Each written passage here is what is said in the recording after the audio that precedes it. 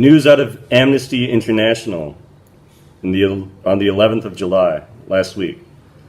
In Iran, young man flogged 80 times for drinking alcohol as a child. The public flogging on Tuesday in Iran of a young man convicted of consuming alcohol when he was just 14 or 15 years old over a decade ago highlights the inhumanity of a justice system that legalizes brutality, said Amnesty International today.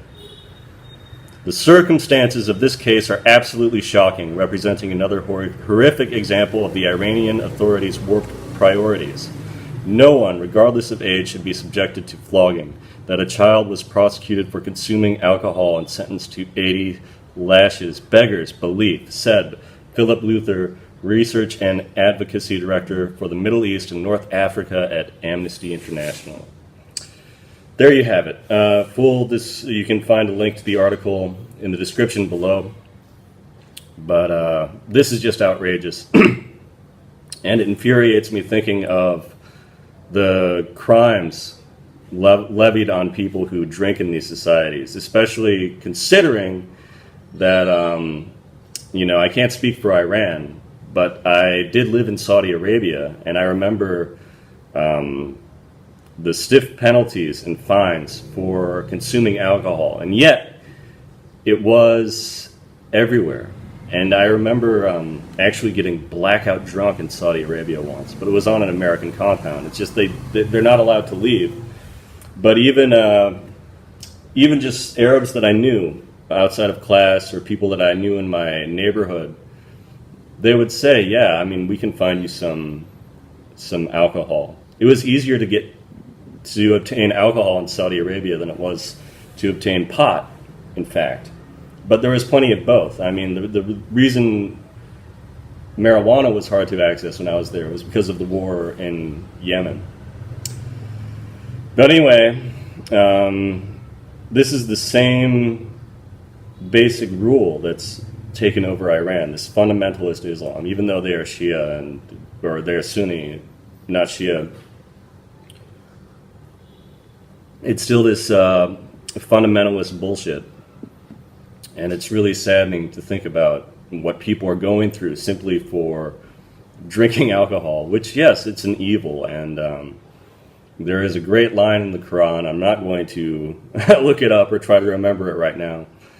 But there's a singular line, single verse in the Quran that forbids drinking. And that, when that was revealed to the Prophet, and when the Prophet spread it in the streets, everyone went through their homes and in all public places and just took their jars of wine and just dumped them out on the streets. I'm sure the dusty streets of old Saudi Arabia, or old Arabia, I shouldn't say Saudi. I'm sure the dusty streets of old Arabia were blood red on the day that that line was revealed to Muhammad. But now we have blood red streaks on a young man who, I don't know how this came about, how they found out that he had alcohol when he was 14 or 15.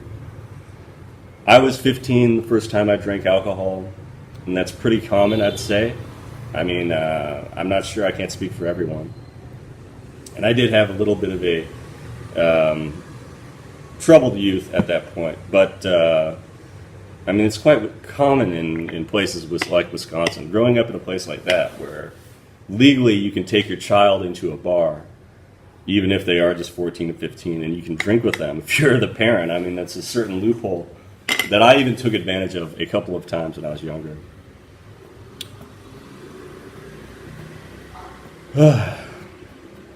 Chilling stuff. And so I will be praying for him, and I will be thinking about his circumstance. And,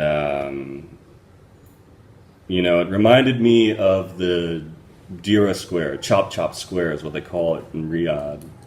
A place where they did the public executions, where they would behead people for crimes like alcohol. And it reminds me to go even to digress even more. It reminds me of when I was in college and a weird conversation I had with some friends talking about morality and drugs, and how pot on a certain level is much safer and better, and it doesn't hurt people, even though people do get arrested over it. But even back then in the 2000s, it was becoming decriminalized all across the country. But the fact is, you can just grow it in your room. I remember seeing legal pot plants growing in a friend's room in Denver a few years ago. But something like cocaine, for cocaine to get to you, it has to first, go through very sleazy, dark criminal hands. People get murdered just for you to have that high. And so that is what makes it ethically worse. Now, I was applying that same logic when I lived in Saudi. Apart from being in the compound and getting quite drunk with Westerners at one point, even though there were people who said, yeah, I can smuggle in some wine or something if you want it. It's a little pricey, but we'll be able to get you some liquor.